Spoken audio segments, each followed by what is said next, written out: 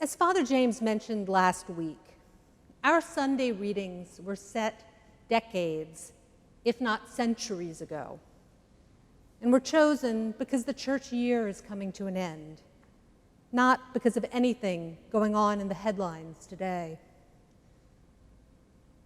But still, in these days of pandemic and political uncertainty, it's hard not to hear in the prophet Zephaniah's warning to ancient Jerusalem words that echo down across the ages.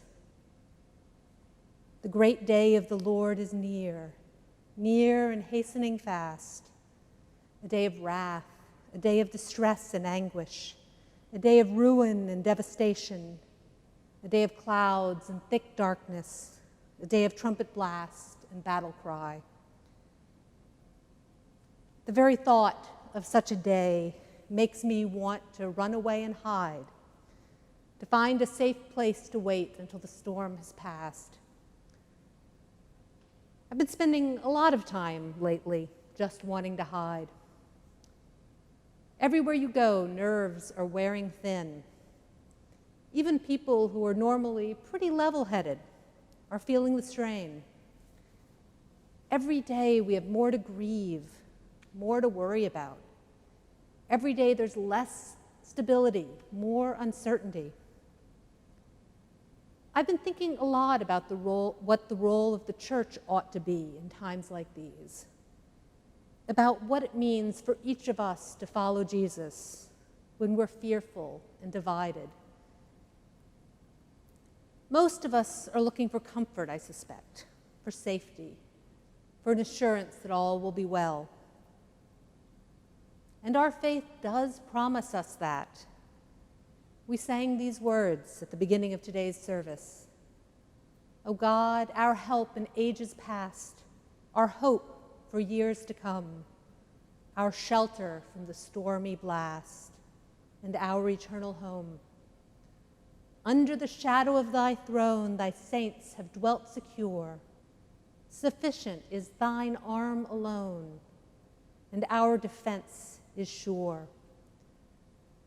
Those words include a promise that God is our shelter from the stormy blast, our defense, our help, and our hope. In moments of crisis, that's a promise we can hold on to. But today's readings also remind us that following God isn't just about comfort. Following God isn't just about safety. Following God is also about courage. In the parable we heard today, courage was what the man given the single talent forgot about. He was careful, prudent, sensible. He protected what he was given. A talent was an enormous amount of money, about 20 years' salary for an average worker. It was a lot to risk. And so he buried it in the ground to keep it safe. Can you blame him? He was careful. He was cautious. But mostly he was afraid. And because he was afraid, he forgot to trust. Because he was afraid, he forgot to live. Because he was afraid, he failed to do what he was called to do. As tempting as it might be to follow his lead, to stay safe, the man who buried his money in the ground really shouldn't be our model in anxious times. Our model should be those who remember that God is with them, those who remember that God is their strength and their shelter, and who find in that fundamental safety the strength to act and to risk, to embrace what I've come to think of as holy courage. Holy courage can take many forms. It can be small and personal, seemingly small and personal. A teenager who protects a classmate from a school bully acts with holy courage. So does an adult who finally says the words she's been afraid to say, or who stands up to a friend or colleague or boss to speak out against injustice. Holy courage can be public. Last Wednesday, we observed Veterans Day. On that day, we remembered so many who risked their lives to protect others, so many who acted with holy courage. And of course, if there's one characteristic that unites the saints of the church, it's holy courage, a willingness to follow God's call even into danger and suffering. Holy courage can be about large matters or small. I borrowed the phrase from a group of parishioners here at Bethesda who studied generosity last year. They identified it as one of generosity's foundations, because holy courage can give you the strength to help others without fearing what you might lose. It's fairly easy to see holy courage in the actions of others. But where do we find it for ourselves? How do we know when God is calling us to act, to take a risk? In our adult confirmation class this past week, we talked about vocation, about how to discern what God is calling you to do. Holy courage was a big part of our conversation, even though we didn't use those words. There's a unique kind of fear, I think, that accompanies things that are important, choices that you know will forever define who you are.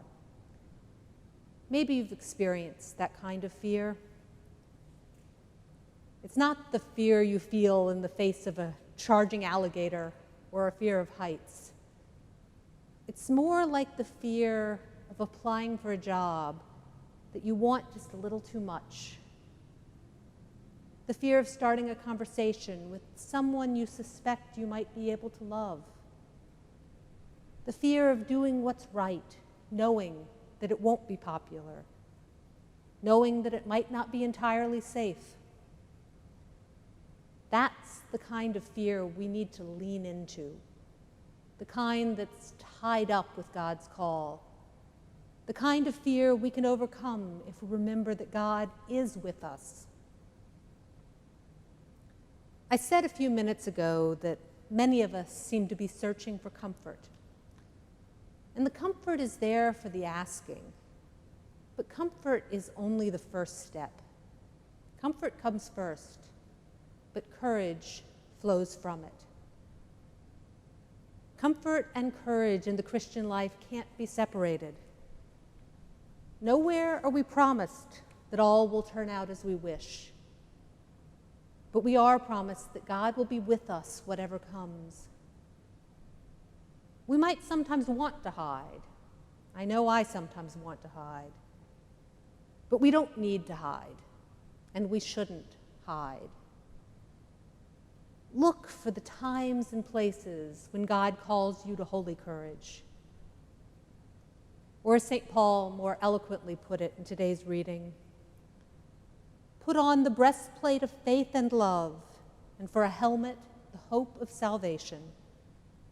For God has destined us not for wrath, but for obtaining salvation through our Lord Jesus Christ.